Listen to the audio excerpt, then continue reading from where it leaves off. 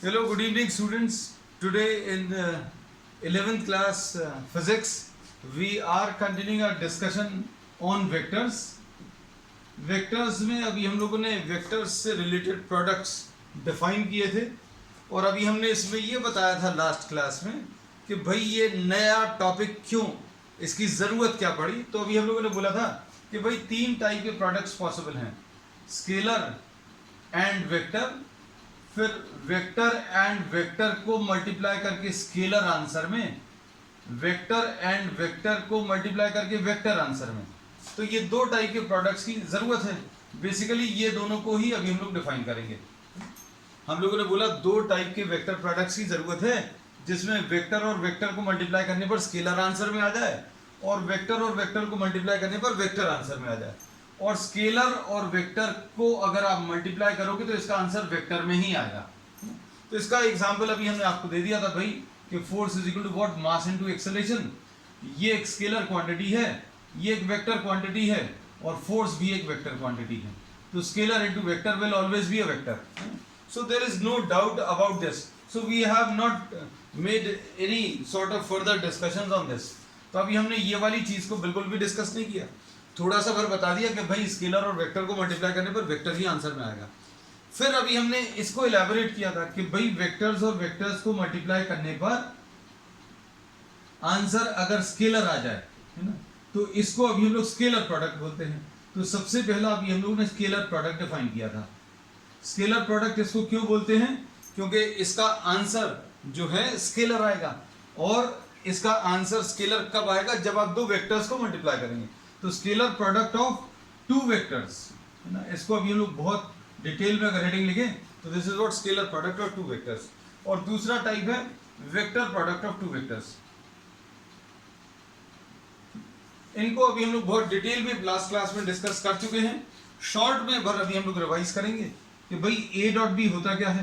कि ए dot B बच्चों क्या होता है? This is magnitude of A into magnitude of B into cos theta.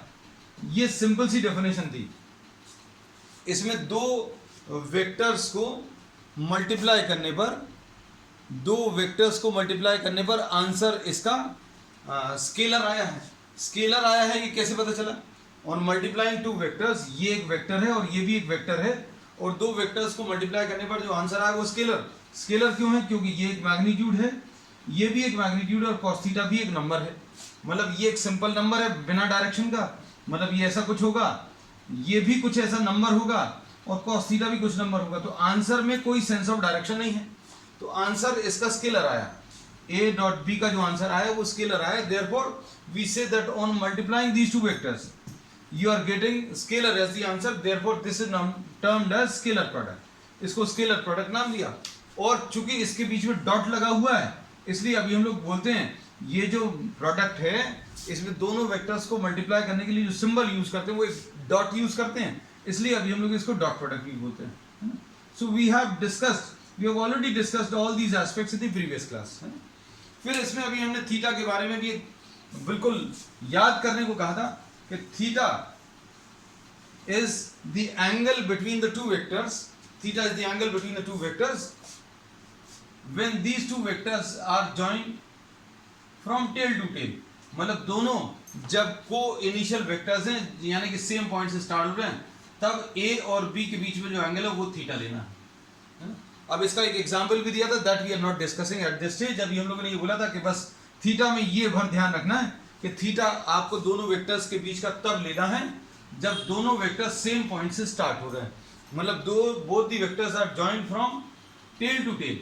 मतलब इसका टेल और इसका टेल दोनों टेल से एक ही जगह पर हैं यानी दोनों वेक्टर्स एक ही पॉइंट पर स्टार्ट कर रहे हैं तब आपको ये थीटा लेना है.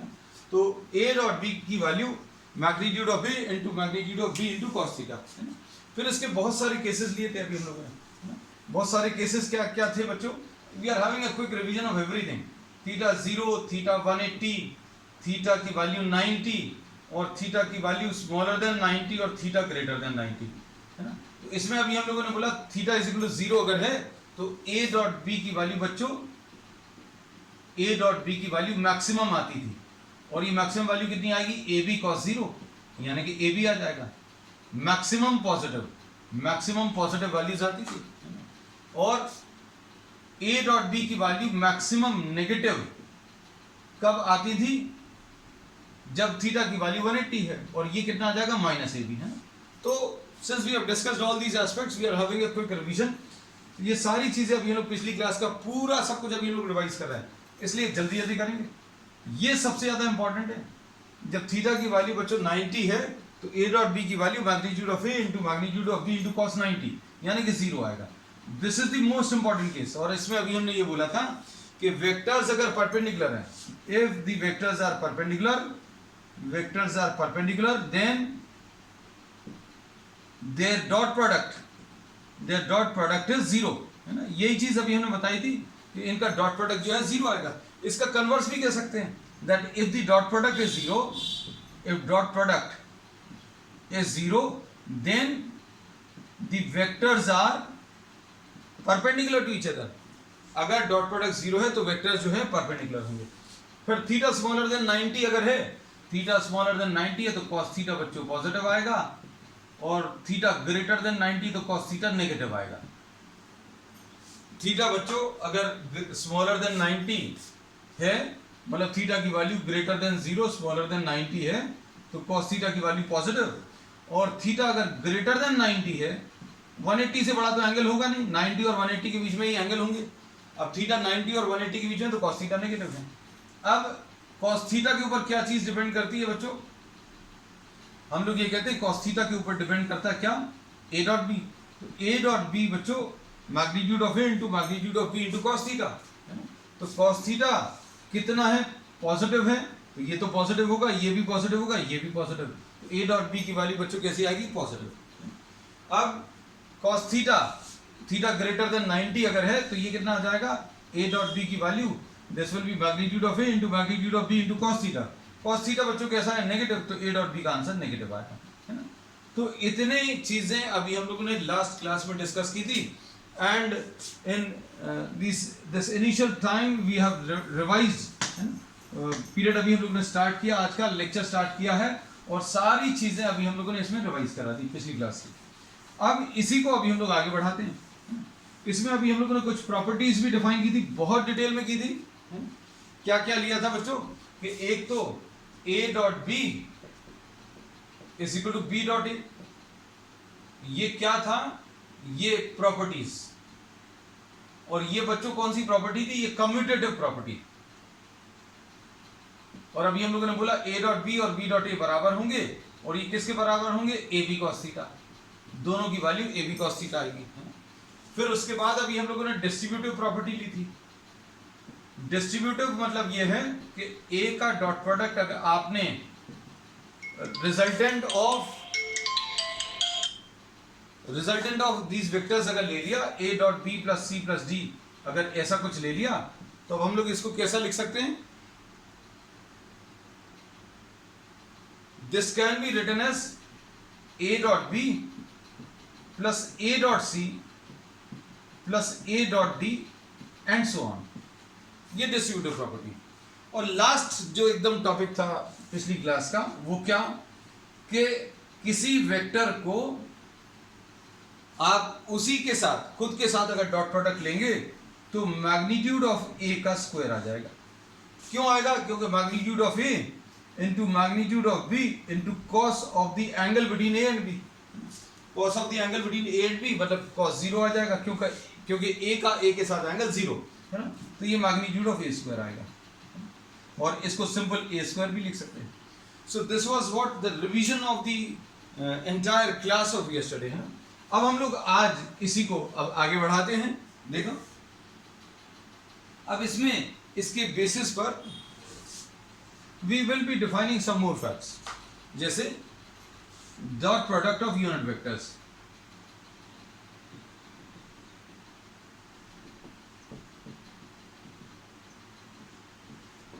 अब देखो अभी हम लोगों को ये मालूम है आई जे के क्या है बच्चों, आई जे के these are unit vectors along x, y and z direction. These are unit vectors along x, y and z direction. आई जे और के बच्चों क्या है, these are unit vectors along X Y and Z direction respectively. तो I dot I अगर आप निकालो तो आई डॉट आई बता सकते हैं, देखो इसके बेसिस पर। नहीं तो आप डेफिनेशन को ही याद रखें, मान लीजिए ये बात अगर याद नहीं है तो आप पूरा सॉल्व भी कर सकते हैं। इस फैक्ट का अभी हम लोग बार बार यूज कर सकते हैं, या फिर ए डॉट बी की बेसिक डेफिनेशन यूज कर लो। ए डॉट बी क्या होता है, magnitude of A into magnitude of B into cos of the angle between A and B. Theta is the angle between what, A and B है। अब इसको देखो क्या करोगे, इसको लिखोगे magnitude of I into magnitude of I into cos of the angle between I and I. I का आई के साथ एंगल, आई का बच्चों आई के साथ एंगल जीरो होगा, है ना, क्योंकि आई कहां पर है, आई एक्स डायरेक्शन पर है। एक और आई अगर आप लोगे वो भी कहां पर होगा, वो भी एक्स डायरेक्शन पर होगा। तो आई का आई के साथ एंगल कितना, किसी वेक्टर का खुद के साथ एंगल कितना होगा, 0 डिग्री। तो हम लोग इसमें ये बोलेंगे कि ये बच्चों कितना आ जाएगा, magnitude of I, magnitude of I चूंकि ये यूनिट वेक्टर है, since all of these are unit vectors, therefore this will be 1, this will be 1 and cos 0 is also 1. So we say that I dot I will be equal to 1. इसमें ये याद रखना कि unit vector I का magnitude 1 है, unit vector J का magnitude भी 1 है, यूनिट वेक्टर K का मैग्नीट्यूड भी 1 है। अब इस फैक्ट को आप डायरेक्टली इससे भी रिलेट कर सकते हैं कि भैया J डॉट J अगर निकालना है तो कैसे मिलेगा, मैग्नीट्यूड ऑफ J ले लो और उसका स्क्वायर कर दो। अब मैग्नीट्यूड ऑफ J इसका स्क्वायर यानी ये 1 का स्क्वायर यानी 1 आ जाएगा। तो एक और रिजल्ट मिल गया, क्या J डॉट J की वैल्यू 1 होगी। इसी टाइप से अभी हम लोग क्या बोल सकते हैं कि K डॉट K इसकी वैल्यू भी 1 आएगी। क्यों, क्योंकि इसको अभी हम लोग मैग्नीट्यूड ऑफ K का स्क्वायर लिख सकते हैं और K का मैग्नीट्यूड कितना बच्चों 1 है। तो अब इससे अभी हम लोगों को ये नई चीज पता चल गई, क्या पता चल गया कि I डॉट I 1 है, J डॉट J ये भी 1 है और K डॉट K की वैल्यू भी 1 है। I डॉट I 1 है, J डॉट J 1 है और K डॉट K की वैल्यू भी 1 है। अब देखो, अब I डॉट J को अगर आप देखो बच्चों, ये याद रखना कि I इसमें is a unit vector along the x direction, J is a unit vector along the y direction.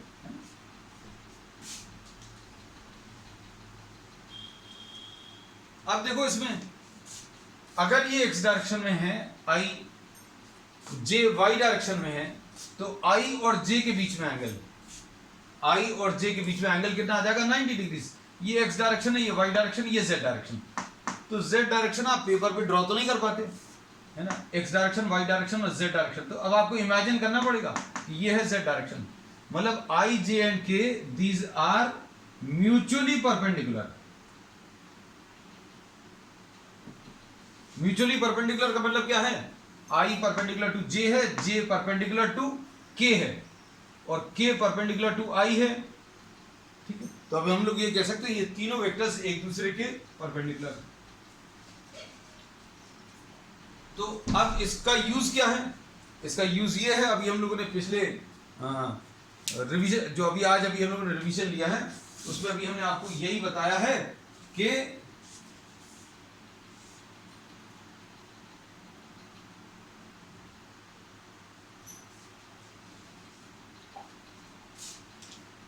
Perpendicular vectors के लिए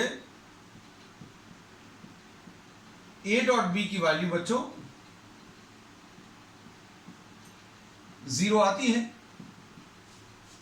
अगर वेक्टर्स परपेंडिकुलर हैं, if the vectors are perpendicular to each other then the dot product will be 0। अब देखो, मान लीजिए आपको याद नहीं रहता तो भाई ये तो याद रखना पड़ेगा, ये बेसिक रिजल्ट जो है डॉट प्रोडक्ट का ये तो याद रखना पड़ेगा। तो I डॉट J कितना आ जाएगा, मैग्नीट्यूड ऑफ I यहां पर लिख दे रहा है I dot J into magnitude of J into cos of the angle between I और J। I और J के बीच में एंगल कितना आ जाएगा,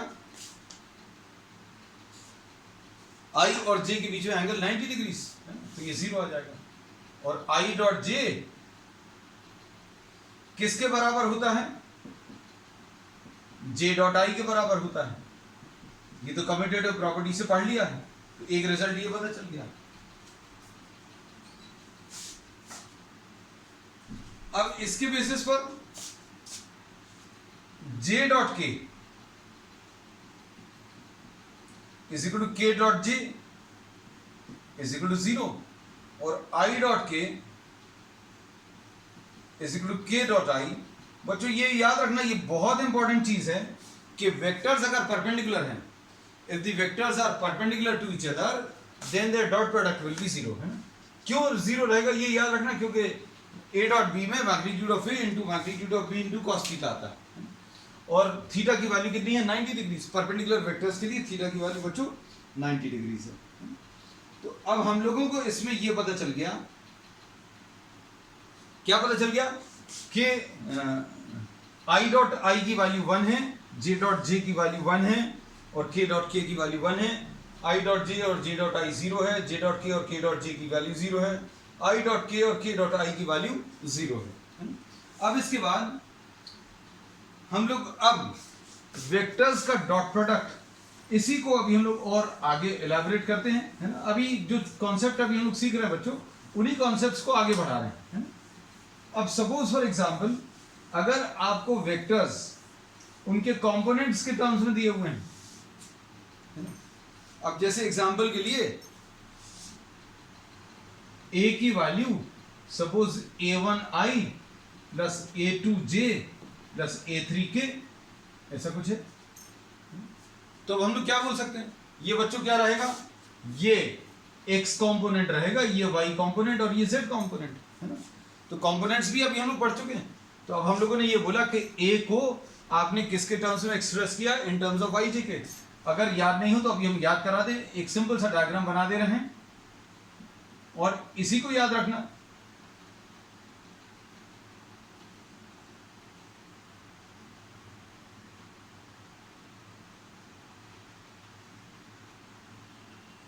इसमें सपोज ये एक्स एक्सिस है, ये वाली वाई एक्सिस है और ये जेड एक्सिस है, और ये ए वेक्टर है, दिस इज ए वेक्टर, ये वाला ए वेक्टर है ना। अब इसमें ये एक्स वाला कंपोनेंट, ये इतना ध्यान से देखना, ये इतना a1 है, इसका ये वाला ये a2 है और ये a3, और इस क्यूबॉइड का ये डायगोनल जो ओरिजिन से इस पॉइंट तक ज्वाइन कर रहे हैं उसको अभी हम लोगों ने a बोला है। OA will be equal to a and this will be equal to a1i plus a2j plus a3k, है। तो कंपोनेंट के टर्म्स में अगर कोई वेक्टर लिखा हुआ है और एक और वेक्टर लिखा हुआ है, अच्छे देखना, सारी चीजें रिवाइज भी हो जाएंगी। जैसे मान लीजिए कुछ बच्चों को याद नहीं रहती हैं चीजें, कोई दिक्कत नहीं है, nothing to worry about. B vector b1i plus b2j plus b3k। अब हम लोग क्या करेंगे, a डॉट बी निकालने की कोशिश कर रहे हैं। a डॉट बी को कंपोनेंट्स के टर्म्स में अगर लिखें तो कैसा लिखेंगे, देखो a1i plus a2j plus a3k dot b1i b2j plus b3k, ऐसा लिख सकते हैं। अब क्या करेंगे देखना, ब्रैकेट्स ओपन करो, डिस्ट्रीब्यूट करो, डिस्ट्रीब्यूटिव प्रॉपर्टी अभी हम लोगों ने पढ़ ली है ना। तो ये कैसा मिलेगा, ये इसको लिख सकते हैं बच्चों अभी हम लोग a1 b1 i dot I. ये डॉट हमेशा वेक्टर्स के बीच में ही लगेगा और कहीं नहीं लगाना, कहीं और लगाओगे तो गलत हो जाएगा, है ना। फिर इसको अगर आप इससे मल्टीप्लाई करोगे तो कितना आ जाएगा, a1 b2 i dot G plus a1 b3 i dot की। अब आपको ये सारी चीजें दिखनी चाहिए, ये जो यहां पर है कि भैया कौन सी वाली वैल्यू 1 आ जाएगी, i डॉट जे 0 आ गया है, ठीक है, i डॉट के, ये तो कोई i डॉट के लिखा हुआ है ना। तो इसमें ये सारी चीजें दिखनी चाहिए। अब इसको मल्टीप्लाई करो, पूरे से डिस्ट्रीब्यूट करो, a2 b1 j dot i plus a2 b2 j dot j plus a2 b3 j dot की। फिर उसके बाद A3B1 K dot I plus A3B2 K dot J plus A3B3 K dot की, ऐसा कुछ है। अब देखो जो जो वैल्यूज आपको मालूम है बच्चों, देखो आई डॉट जे मतलब जो भी वेक्टर्स खुद को खुद के साथ मल्टीप्लाई करोगे, आई को आई के साथ मल्टीप्लाई करोगे तो 1 आएगा, है ना। ये अभी हम लोगों ने बोला सिर्फ आई डॉट आई और जे डॉट जे और के डॉट के, इसकी वैल्यू बच्चों 1 आने वाली है ना। बाकी सारे 0 हो जाएंगे, मतलब ये 0 हो जाएगा, ये 0 हो जाएगा, फिर उसके बाद ये भी 0 हो जाएगा, ये भी 0 हो जाएगा क्योंकि जे डॉट के है ना। इसमें के डॉट आई ये भी 0 हो जाएगा, के डॉट जे ये भी 0 हो जाएगा। अब बाकी सारे 1 हो जाएंगे। आई डॉट आई की वैल्यू, आई डॉट आई ये 1 होगा, आई डॉट जे ये देखो सारे लिखे हुए हैं सामने, तो A1 B1 बचेगा, आई डॉट आई की वैल्यू 1, फिर उसके बाद A2 B2 plus A3 B3 ऐसा कुछ आएगा, है ना। तो कहने का मतलब यह है कि अगर आपको A डॉट बी निकालना है कंपोनेंट्स के टर्म्स में, तो क्या करेंगे, x वाला कंपोनेंट मल्टीप्लाई कर दो A1 B1, आई वगैरह कुछ नहीं लिखेंगे, है ना। फिर A2 B2 plus A3 B3, ये इसका आंसर आ जाएगा, है ना। अब इसका एक छोटा सा एग्जांपल ले ले रहे हैं अभी हम लोग, है ना, क्योंकि आपको अप्लाई करना आना चाहिए। अब जैसे एग्जांपल के लिए a की वैल्यू 2i माइनस 3j कुछ भी लिख लो प्लस 4k, b की value suppose 4i plus 2j, ठीक है, प्लस 1k, ऐसा लिख लें। तो अब क्या आएगा a डॉट बी की वैल्यू, तो a डॉट बी के लिए इतना लंबा मल्टीप्लिकेशन नहीं करेंगे अब हम लोग, ये सिर्फ रिजल्ट याद रखोगे क्या कि i के साथ वाले नंबर्स मल्टीप्लाई कर लो। i के साथ A1 B1 है ना, i के साथ क्या है बच्चों 2 इंटू 4, बस ये लिखा। j के साथ -3 इंटू 2 है, ये लिख लिया, और k के साथ 4 इंटू 1 है, बस इतना ही सॉल्व करना है ना। तो आप इतना सा सॉल्व करके बच्चों, इतना सा सॉल्व करके आप आंसर ला सकते हैं, मतलब no need to go into the details कैसे आएगा, है ना। तो अब ये कितना आएगा, ये आ जाएगा 8 माइनस 6 एंड प्लस 4, यानी 8 माइनस 6 कितना आ जाएगा 2 एंड 2 प्लस 4 विल बी 6। बस a डॉट बी की वैल्यू बच्चों 6 आ गई। अब इसमें a डॉट बी निकालोगे तो भी 6 आएगा, b डॉट a निकालोगे तो भी 6 आएगा। तो निकालने का तरीका बस इंपॉर्टेंट है। आप इस सब को भी भूल जाएंगे तो कोई दिक्कत नहीं। आपको क्या याद रखना है कि अगर आपको a दिया है और b दिया है तो i हटा दो, i के साथ वाले नंबर्स को मल्टीप्लाई कर दो, a1 b1, j हटा दो, j के साथ वाले नंबर्स मल्टीप्लाई कर लो, A2 B2, फिर k हटा दो, k के साथ वाले नंबर्स मल्टीप्लाई कर लो। मन में हटाना ये सारे कैलकुलेशंस, मतलब ऐसा नहीं है कि इनमें से नहीं हटाना है। तो देखो 2 इंटू 4 माइनस 3 इंटू 2 और 4 इंटू 1, तो ये a डॉट बी की वैल्यू आ गई। अब हम लोग इसमें क्या बोलते हैं, देखो ध्यान से भाई,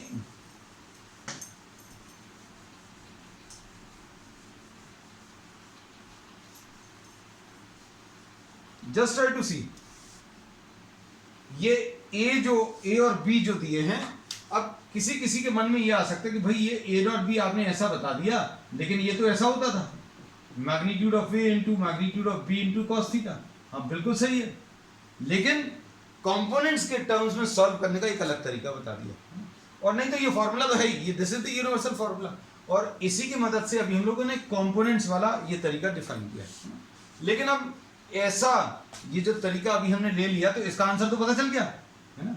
अब a डॉट बी तो निकाल लिया, अब उसका क्या करोगे, है ना। तो इसकी मदद से अभी हम लोग क्या कर सकते हैं बच्चों, cos थीटा निकाल सकते हैं। तो cos थीटा कैसे मिलेगा, a dot B divided by magnitude of a and divided by magnitude of b।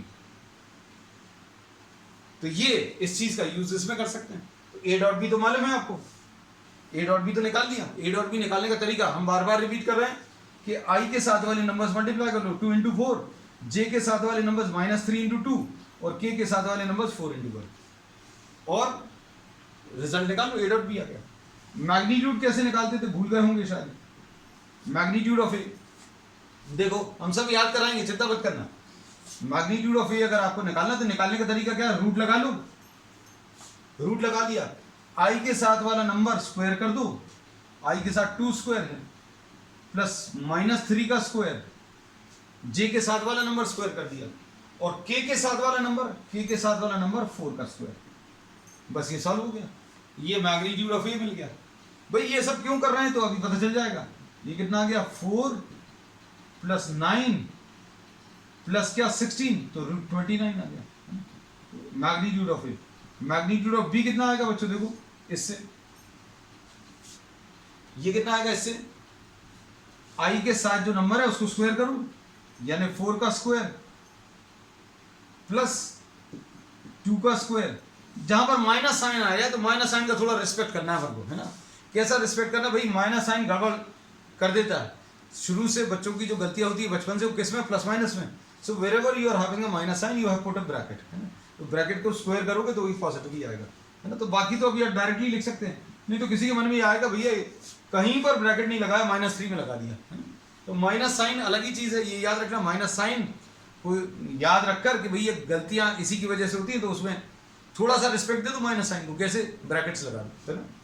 अब ये कितना आ जाएगा, √16 आएगा प्लस 4 आएगा प्लस 1 आएगा, तो कितना आ गया, √21।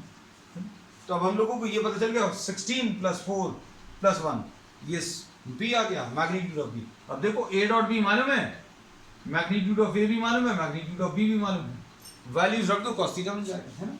तो समझ आया अभी हम लोगों ने क्या बोला, हमने ये बोला कि आपको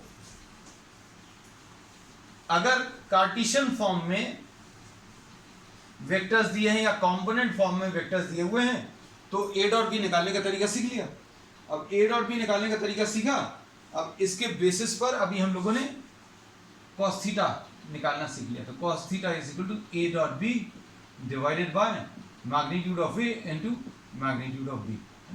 अब देखो magnitude of A dot B की वैल्यू रख लो, ए डॉट बी की वैल्यू बच्चों कितनी है, 6 upon magnitude of A is √29 और मैग्नीट्यूड ऑफ बी √21, है। तो अब इसमें ये मत सोचना कि cos थीटा इतना कुछ आ गया, ऐसा तो पढ़ा नहीं है। तो there were some standard values, कुछ स्टैंडर्ड वैल्यूज थी जो अभी हम लोग छोटी क्लासेस में पढ़ते थे, है ना। अब इनको तो अभी हम लोग डायरेक्टली ऐसा ही यूज कर सकते हैं, ऐसे ही छोड़ भी देंगे, है ना। तो अब इसके बाद प्रॉब्लम्स और कैसे बनते हैं, प्रॉब्लम्स ऐसे ही बनते हैं, कैसा, find the value of k so that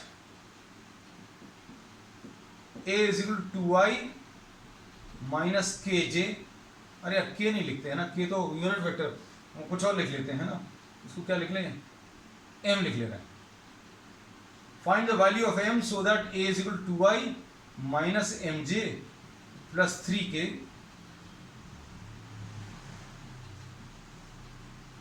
is perpendicular to b is equal to 3i minus 2j plus 5k। अब देखो जैसे ही ये याद आए कि भैया परपेंडिकुलर है ना, तो परपेंडिकुलर अभी हमने बोला था ये बहुत इंपॉर्टेंट, बहुत ज्यादा इंपॉर्टेंट। भाई दो वेक्टर्स अगर परपेंडिकुलर है तुरंत आंख बंद करके, आंख नहीं बंद करना, आंख बंद करने का मतलब जो अभी लोग बचपन से सिखाया जाता है, आंख बंद करने मतलब need not think about anything, मतलब आपको सोचो नहीं। ए डॉट बी जब परपेंडिकुलर दिया तो ए डॉट बी 0 रख लो, है ना। तो 2i minus mj plus 3k, है ना, और डॉट बी कितना है 3i minus 2j plus 5k और इक्वल टू 0 कर लो। अब ये डॉट प्रोडक्ट कैसे निकालते हैं वो तो सीख लिया अभी अपन ने, 2-3 प्रॉब्लम्स कर लिए। 2 into 3 आई के साथ वाले नंबर्स लिख लिए। अब उसके बाद जे के साथ वाले नंबर्स -m इंटू -2 प्लस के साथ वाले numbers 3 into 5 is equal to 0, है ना। अब इसको सॉल्व कर लीजिए। सॉल्व करने में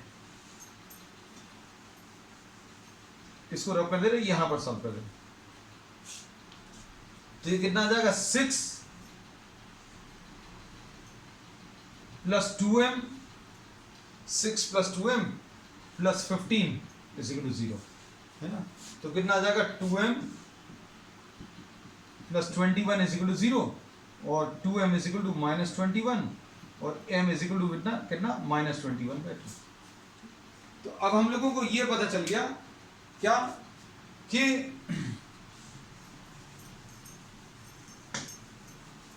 if two vectors are perpendicular to each other, if two vectors are perpendicular to each other, then their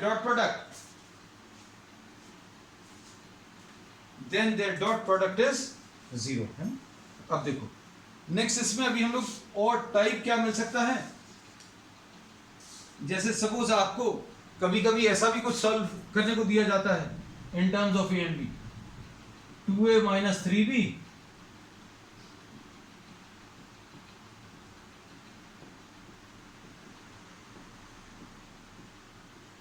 इसको सिंप्लीफाई करना है वेक्टर टर्म्स में, है ना। तो ये देखो कैसे कर सकते हैं, कैसा लिखोगे 6a डॉट ए और ये देखो इसको इससे मल्टीप्लाई करें plus 10 a dot B, 2 5 10 a dot B, फिर उसके बाद माइनस साइन देखते ही साथ थोड़ा कॉशियस हो जाना, माइनस 9 बी डॉट ए और माइनस 15 बी डॉट बी, ऐसा कुछ आ जाएगा। सॉल्व कर सकते हैं इसको। अब देखो इसमें ये आ जाएगा 6 मैग्नीट्यूड ऑफ ए स्क्वायर, है ना। ये अभी हम लोग सिखा चुके हैं, बार बार इसी चीज का यूज कर रहे हैं कि भैया किसी वेक्टर का खुद के साथ डॉट प्रोडक्ट अगर लिखोगे तो मैग्नीट्यूड का स्क्वायर लिख लो। अब इसमें ये मालूम है बच्चों क्या a डॉट बी और b डॉट ए बराबर होते हैं, तो लो भैया हमने बराबर कर दिए। क्यों? क्योंकि कम्यूटेटिव लॉ को फॉलो करते हैं। Minus 15 magnitude of B square.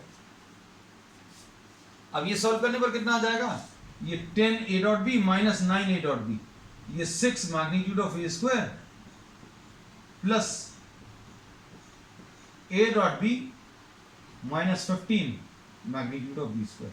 This will be the answer. तो अब हम लोग इसमें ये कहते हैं will be doing many more such applications, और बहुत सारे कुछ प्रॉब्लम्स अभी हम लोग करने वाले हैं, क्योंकि आज अभी हम लोग कहते हैं कि जो फॉर्मली डॉट प्रोडक्ट के बारे में जो जो चीज़ें बतानी थी वो बता दी। अब इससे रिलेटेड कुछ कॉन्सेप्चुअल टाइप के प्रॉब्लम्स ये अभी हम लोग आगे नेक्स्ट टर्म पर डिस्कस करेंगे। ठीक है, दैट्स ऑल फॉर टुडे।